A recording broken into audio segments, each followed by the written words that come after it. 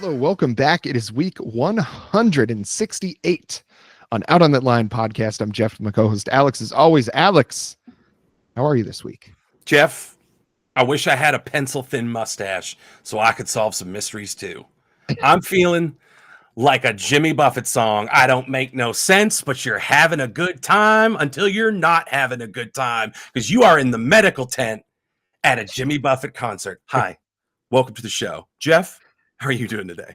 I'm doing very well, and I think with how the population of parrot heads aged, I think basically the whole venue is probably a medical tent at a certain point. Honestly, at this point, I mean, back when Dear Sweet Jim was still with us, like I know people who were parrot head parents in high school. Mm-hmm. I'm thinking about like all the time that I'm like, okay, well, like 20 years later, sorry, everybody. You're about to take a huge L if you like Jimmy Buffett, because being a parrot head is cringe. It's cringe. It's always been cringe before cringe was cringe. It has always, like, I can, like, a deadhead, I understand. A fish weirdo, I get. But the parrot head thing is like, it's a unique entity to and unto itself. And I've never understood it. And it's always just kind of given me the mots, the secondhand embarrassment. Okay. I got something for you, Alex. All right. Little game. Little MFK. Oh, wow. So we got a parrot head, we got a deadhead, and we got a fish head. Oh boy. I'm right off the bat, I'm gonna say you marry the deadhead. If you find a sweet deadhead, you marry that person. Okay. Deadheads are loyal. Deadheads, even when they are in an altered state, have their wits about them. I've never met like a deadhead who is completely off the rails, like some of the fish people or Jimmy Buffett people I've interacted with. A deadhead you can settle down with for life. And much like Jerry Garcia's ethos, life is to be enjoyed while we got it. It's not about living forever. And you want to be with someone who's got that mentality. So settle down with the deadhead. Okay. I like it. I think you fuck the parrot head because they are going to be a sloppy person. And I don't mean take advantage of someone who's too drunk. I just mean they're slobs. They're sloppy in general. Like they'll probably have multiple Guy Fieri sauces on their parrot shirt when you meet them. Worst breath you ever smelled. It's going to be like, as Fat Bastard said, when you go into an apartment building and you smell what other people are cooking, you go, what are they cooking? It's that plus crap. You don't know what they're into all day, but I feel like a parrot head's garage too is going to be like a nicer place to hang out than their living room. A parrot head is just going to want to sit you down in a little beach chair in the little sand that they poured in their garage because it's their little space, and fake parrots and fake palm trees and Jimmy 24/7 through the speakers. They're going to lure you in with that comfort, and then they're going to give you maybe a nice pharmaceutical, maybe a nice little perkadoodle or something that they got for the busted hip. They're going to put it in a coconut drink for you, and you're just going to have a good night on earth.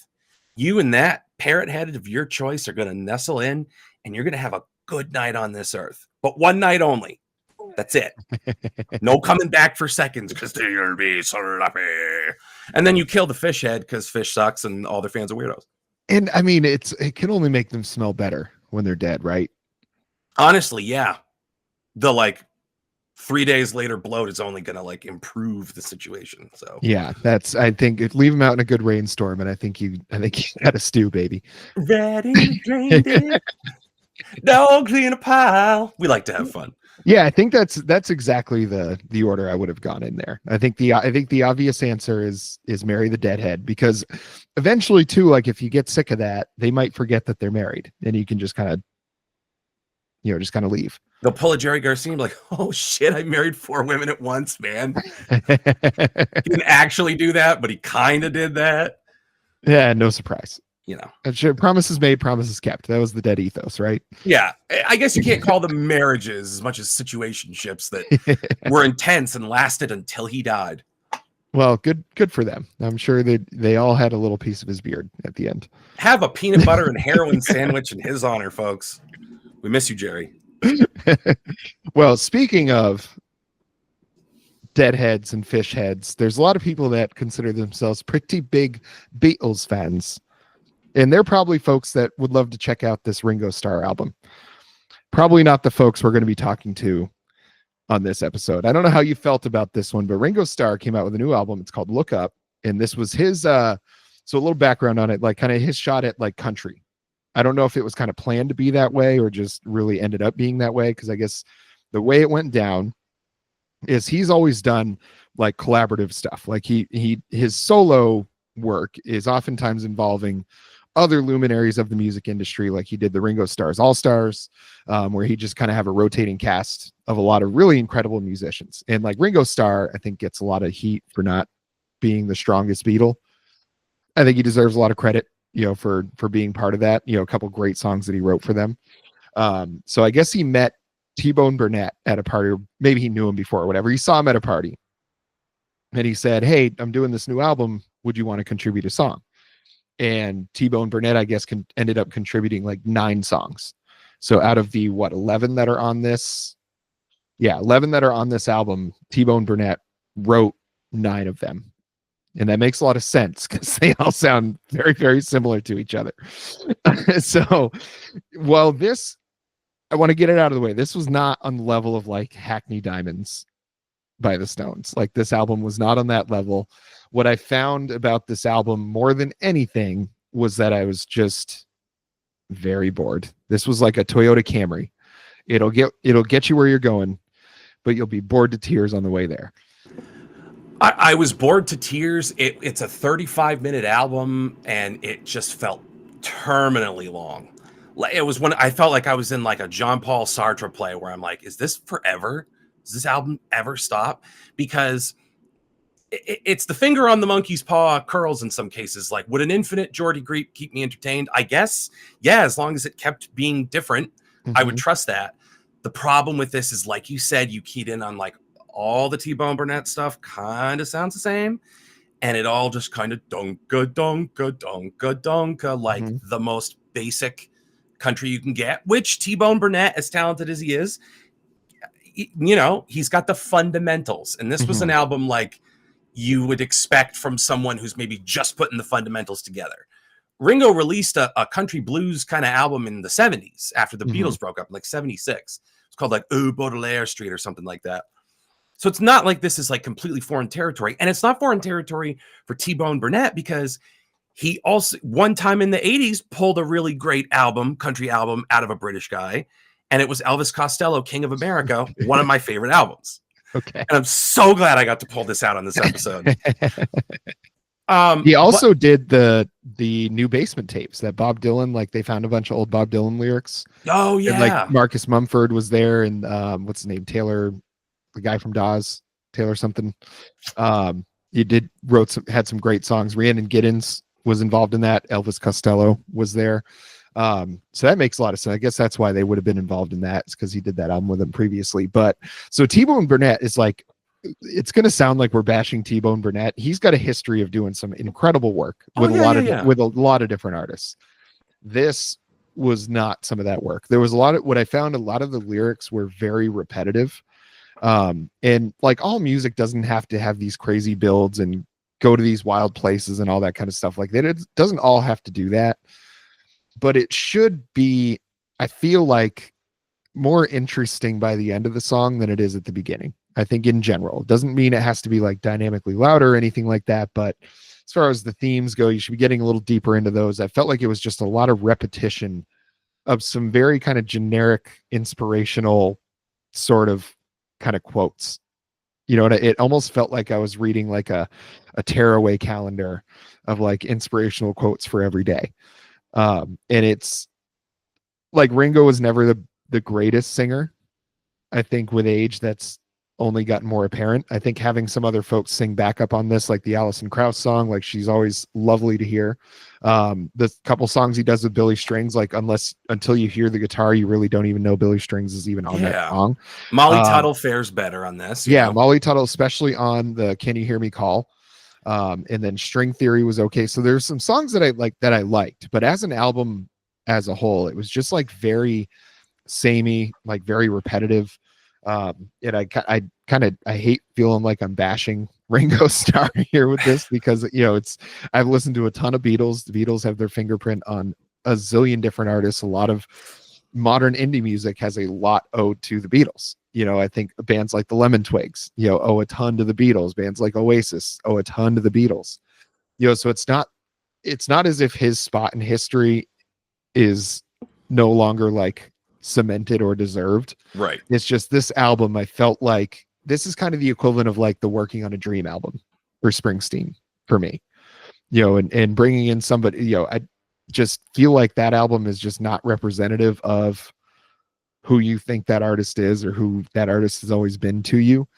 You think about the songs that Ringo Starr wrote for the Beatles, Octopus's Garden, stuff like the weird stuff. He was definitely, I think, the weirdest one in the group, or at least Paul McCartney might have thought he was whimsical. It was really Ringo the whole time that was the whimsical one, I think, in the group. I think it's a joke in the Walk Hard movie where it's like, I like to have fun. But I think having watched that entire Get Back documentary a couple summers ago, he seemed like the chillest, most level-headed one. But it's also like, I mean, you found your way into like replacing the original drummer, and you find your way into this great situation.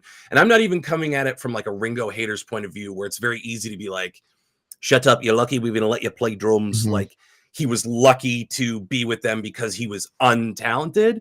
There are a lot of tropes in the Beatles. Yoko broke up the Beatles. Mm-hmm. Ringo's a shitty drummer.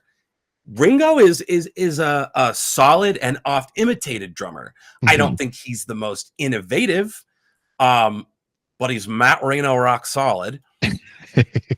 If not particularly interesting. Like, you look at, like, if you compare him to like Stuart Copeland or Neil Peart, those are heavy hitters. It's like, well, is it unfair to bring up Titans because they're your contemporaries? Mm-hmm. So I think it stands to reason that like there's a measuring stick, and I don't think Ringo is necessarily serving up something as technically brilliant or different as a lot of other drummers are. But there's something to be said for being the guy that makes money with the guy that draws the money, as you would say in wrestling about Triple H. Mm-hmm. It's always been rock solid drumming, and you can go so far as to call it influential because it was a key ingredient to the Beatles' success. And he did have his own songwriting style. But if I'm being honest, I rank them as songwriters. Harrison, Lennon, McCartney, somewhat of a drop off Ringo Starr. And again, it's not dunking on Ringo to dunk on Ringo because that's fashionable to do, but it's like, you mentioned Can You Hear Me Call? Now, I will grant you, this is coming off of his 25th album when he's a 116-year-old man. I understand that. And maybe this is not an accurate representation of everything else in the oeuvre, but I just want to call out the lyrics on this song in particular. And I am going to do it in his voice. Not necessarily to the melody, but I'll fudge something. In the morning when I call your name, in the morning when I call your name, when I call your name, when I call your name, in the morning. Can you hear me? Can you hear me? Can you hear me call? Can you hear me? Can you hear me? Can you hear me call? It's just, I look at that and like, I talked about that book. This is what it sounds like, where your listener profile is made up of 7 different dimensions. And one of them is the lyrics. And it's, you really go between 2 poles of like how abstract and heartfelt and much scrutiny and time do you have to give lyrics versus what's like very plain and on the nose, but like sturdy and solid at what it's doing. You can't even say that about these lyrics. Like they have to be 25% more interesting than the lyrics on this song, but the lyrics on this album, it just, and like you said about his voice, there were just times where it was, I just heard Ringo Starr being like, oh my darling, and I like tuned it out. I tuned it out in a way that I don't like usually tune out an album that I'm trying to focus on. Yeah, and I think I enjoyed a few of the, like, musically, a few of the songs. There was some good kind of like Roadhouse Blues sort of shuffles going on in some of these. So like that part I enjoyed. But I think just you reading those lyrics, I think just is such a good point to hammer home about like where it just really lacks the depth as an album. You know, when we had an album last week with Doechii, and obviously the wildly different styles of music, but you know, there's some real chances taken. You know, there was a real attempt to do something new that other people hadn't done before, and this was just Ringo wanted to make a country album, and somebody else wrote all of it for him, and he basically just performed it. You know, and it's I know I'm sure with the the general audience that we have on, on our channel that we're probably going to get some flack for not reviewing this album very well, but I just couldn't bring myself to be very excited about it. You know, and it's the same thing that there's a lot of honestly, there's a lot of Beatles stuff that I just don't get that excited about. You know, their later stuff is way more interesting to me than anything previous. Now I understand the previous stuff is a lot more complicated in its construction than a lot of people give it credit for. You know, it's not just the, you know, I think it's the same way that when something sounds so easy and simple and such like an earworm, it's hard to remember that that stuff is difficult to put together. It's just not that interesting to me. Like the I Want to Hold Your Hand kind of stuff is just, you know, the part of me that loves Slipknot and Fugitive and like Wage War and bands like that. Jesus. You know, the part of me that really loves that level of aggression, it's hard for me to swing far enough back the other way to loving that really traditional bubblegum style pop rock from that era. You know, so I appreciate more like the Ringo Starr type of stuff where he's like, oh, let's write a song about Octopus's garden. You know, it's like it makes any sense, but at least it's more interesting to me than I Want to Hold Your Hand. And these lyrics to me just like really scream the absolute simplest, like basest form of lyricism that you can have, really. To the point where it's like, yeah, the lyrics are something to hang the country gimmick on. And make no mistake, this is a gimmick. Mm-hmm. This does not like come across, and I'm not even saying like it's not a cash grab from Ringo necessarily, but you got to know the Tim Robinson bit to get that. It's fine. I don't think it's a cash grab, but it is a gimmick. I don't think he sat down and was like, oh, I know it. Beyonce did a country album, so I'll do one too, and it'll sell like gangbusters. I don't think it was like that cynical. I think he was like, this is a great idea. But not all ideas are particularly interesting or need to be heard. No one can silence you. No one should be able to silence you. But like really take a minute and go like, what do I have in the tank with this? And it just kind of wound up feeling like a gimmick instead of a passion project. Like the way that King of America, that's Elvis Costello's songwriting, produced by a fucking rock solid country musician like T-Bone Burnett. Mm-hmm. And you get something really special out of it because Elvis Costello was like, I'm going to dig in. I'm going to take my kind of like British working class sad boy aesthetic and translate it over to country, which actually makes a ton of sense when you look at the two. If you look at Elvis Costello as a songwriter and you look at country music as a genre, you see the line where that can like fit together pretty nicely. Other than the fact that like Ringo's voice, which I agree has kind of always been average, it does kind of lend itself a little bit based on the way that he's singing to a kind of a country, not necessarily twang, but like anti-twang. Just like, oh, like really stretching all the diphthongs. So it does like you can get away with being like, well, that's like at least a country texture, but the texture of the lyrics and the songwriting, it's plodding, it's boring, it runs together, it don't got no taste. His Mm-hmm. mother's sauce, it don't stick and it don't got no taste. I think it's just, you know, it's hard to like bash this and say it was terrible and awful and stuff, but it overall, I think just as like sharp a criticism, honestly, that an album can have other than being bad is being boring. And I think that's exactly what this was. And it's tough to say that, you know, about somebody that I know is a luminary in music and is responsible, you know, like you were saying, maybe not, there's probably not a generation of drummers out there that were like, I want to be just like Ringo Starr, but being as popular as they are, like that musical style is going to influence things. Like if you listen to like Death Cab for Cutie, like that drumming is very, you know, there's a lot of Beatles influence, like in the kind of rhythm section of that drumming, you know, and I think everybody is always going to say like the rhythm section of the Beatles was underrated with like Paul's bass lines and then Ringo's drumming together. Like some of that stuff is really, really good, especially as they get later in the career. But it's more like it's not like it was John Bonham. You know, it's not like that level of influence where it changed the game about anything. It was just a very clean, very composed, like it fit where it was supposed to fit, but it was meant to be in the background. Like it wasn't meant to be something, you know, out front. And I feel like that's exactly what these songs on this album are. You know, there's nothing on this album, no songs that really jumped out at me and was like, this was excellent. The rest of it was bad. And like there's a lot of albums that we overall didn't like that each of us could probably find one or two songs that we thought were pretty good on it. I just could not pick one song out of this bunch that I considered like a really anything that I would go back to.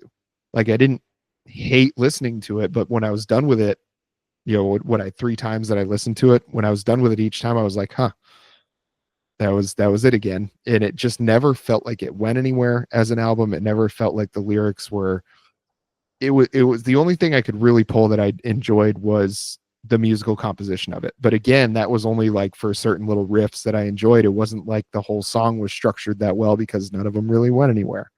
You know, and I don't know where the failure was, and that was this all T-Bone Burnett's fault and Ringo just did these songs, or how much influence did Ringo have on this? But whoever was responsible for it, like it just did not hit at all for me. Well, and to be fair, the thing is, I think if this was not just a Ringo Starr album, if this was kind of what Orville Peck did, where it's like it's Orville Peck and guest, if this had been just like T-Bone Burnett wrote and produced a bunch of songs with Tyler Childers, blah blah, like swap out the performer. I'm not saying get them in there and let them put their pixie dust on this. You did that, obviously, would come out incredible. If it's like call Margot Price, Tyler Childers, Yeah. Sturgill Simpson, hell, call Shabuzi. We're all doing a fucking country album, and I need everybody to bring all of themselves to my songs. If you kept it just like this as is and swapped in these incredibly talented performers, I still would have been bored to kind of fucking peeved with this album. By the third listen, because I usually go car, speaker, headphones. By the third listen, I was annoyed. And you say like, well, it's not Hackney Diamonds bad. It's not bad like Hackney Diamonds for the same reasons Hackney Diamonds was bad, but it's not offensively bad. It's not offensively bad. It didn't upset me. But it exists in that rarefied air where it's like, again, 900-year-old British vampires who are still doing the thing. God bless them. And for Ringo completionists, here you go. And that's great. It just, I don't think in the year of our Lord 2025, it's got any massive crossover appeal or it wasn't like novel enough to be interesting. It didn't work for me on any level. But at the end of the day, Ringo Starr gets the last laugh because he's got 2 stars on the Hollywood Walk of Fame. He's been inducted in the Rock and Roll Hall of Fame twice, once with the Beatles, once as a solo performer. Wild that he's in there by himself, but here nor there. But hey, you're the 4th best songwriter in the Beatles. You know, like you still did it. You still did it. And, you know, as far as like, are there generations of drummers who grew up being like, I want to be just like Ringo? You could say maybe, because his drumming is influential in the way that like the pop rock cusp kind of came along. It's just not as like technically complicated as like Bernard Pretty Purdy or Porcaro. Like it's not some kind of like technical feat on that end, but I think it did inspire people, give certainly those guys food for thought all the way down the food chain, down the line over the years. But I just, as far as this album goes, it wasn't like, I came for good old Ringo's good old solid drumming and I left not disappointed. The drumming really doesn't get any kind of feature on this. The songs are not strong. They're basic compositions. The lyrics are weak. The aesthetic feels like a gimmick. I have nothing against Ringo Starr as a person, but I think album number 25 for me is a pretty hard skip it. Oh, this never, the needle never bumped above skip it. on any point in this album. I don't Yep. think. There's a lot of times I'll start out and be like, there's a waffle between skip it or stream it. I'm like, yeah, maybe someone will like it, maybe not for me. And this was one that I'm like, if you get excited about this album, I don't really want to see what the rest of your music taste looks like. To be perfectly honest with you, this is a huge skip it for me. Well, and that actually brings up an interesting question because I keep saying Ringo Starr is an ancient vampire. I think he is 81. Let's confirm this. Ringo Starr age. It would make, I mean, it would make sense. Holy shit, he's 84. Yeah. Okay, he's 84. You got to figure you have the image of like the screaming teeny boppers when they were playing Love, Love Me Do, and like how far we've come from that time. So you got to figure like kids that were the Beatles' age at that time, their contemporaries, if you will, are 84 too. Mm-hmm. So are 84-year-old people being like, the new Ringo Starr country album. Oh, Gladys, come over to my room later. And we shall listen to it together.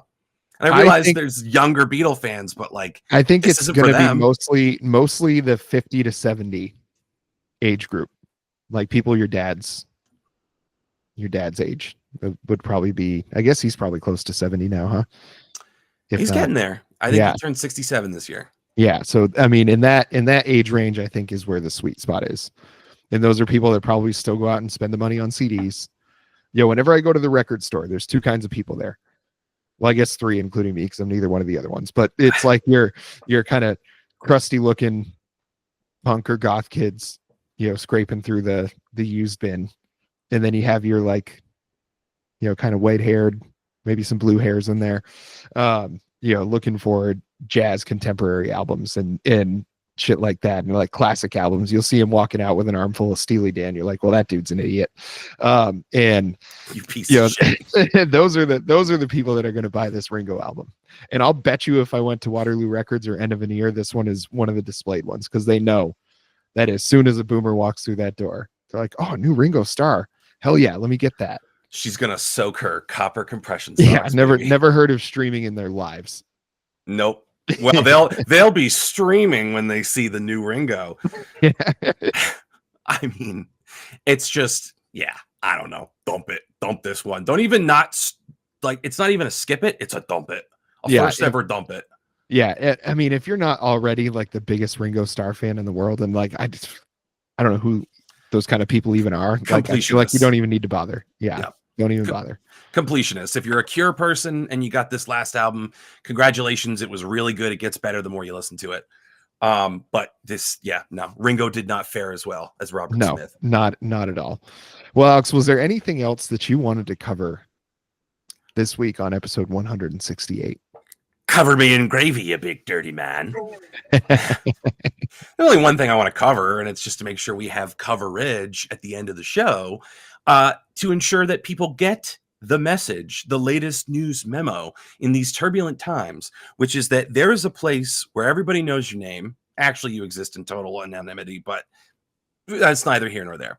But you can come there and they'll cheer at you in the comments, Norm, like you just walked in the bar. They'll actually probably call you hurtful names and say you're a dipshit. But you know what? That's more interaction and more meaningful interaction than you get during a typical week. So find some community with people who hate you for superficial reasons rather than people who hate you for who you are on the inside, which is frequently the people you encounter in this. Like, hey, have you thought about stringing two staplers together like nunchucks and just taking it to your boss, just stomping a mud hole in it and walking it dry, making him fear even forming the vowels of your name? Have you ever had that image in your head? Then you have to escape to a happier place, but not that much happier. YouTube.com/C/out on that line. Folks, we've been through this a million times. Click the little thumbs up to like the video and show your support. Turn the little notification bell on so that when we release videos, you get the message. Make sure you're subscribed, because the bell thing doesn't work if you're not subscribed, okay? We're going to really need a team effort on this one. And it really all comes home. We can all hit a home run if you leave comments. Good, bad, indifferent, ugly, nonsensical. We do not care. air whatever grievances you have with Bob, fucking Bob, your boss. And if you could just stick your thumbs in his eye sockets, maybe you'd feel better. Maybe you'd feel big. Maybe you'd feel tall and powerful. But our channel ain't bad. And our reactions and podcasts are going to be fluffy. And they're going to be waiting, warm and fluffy, and waiting for you at youtube.com/C/out on that line. I like the idea of people airing their grievances about their jobs in our comment section. So I do think too. Yeah, I like the idea of that. And there might be some good content out there. Maybe tell us your worst concert stories. That'd be cool. We can share some of them on the air. That'd be fun. That actually would be fun. Yeah, tell us how much you hate your wives or hate your husbands. Whichever, you know. Do you hate your country? Do you hate your pet? Yeah, like we want to hear about it down in that comment section. So make sure you leave one for us. And Alex, it's been a pleasure. Folks, we'll see you again next week. Make sure you watch our new On the Record episode. It's the very first one, because by the time this comes out, that will have been out. I looked at the schedule. Oh, yeah. Yeah. It's the first one that Alex and I ever did in person together in what, 4 years, almost 5 years of doing this podcast. 5. Yeah. We're getting up to it. Lots of subscribers in those years, but never a video with us in the same room. And folks, now you have one. So make sure you go check it out. Until next time.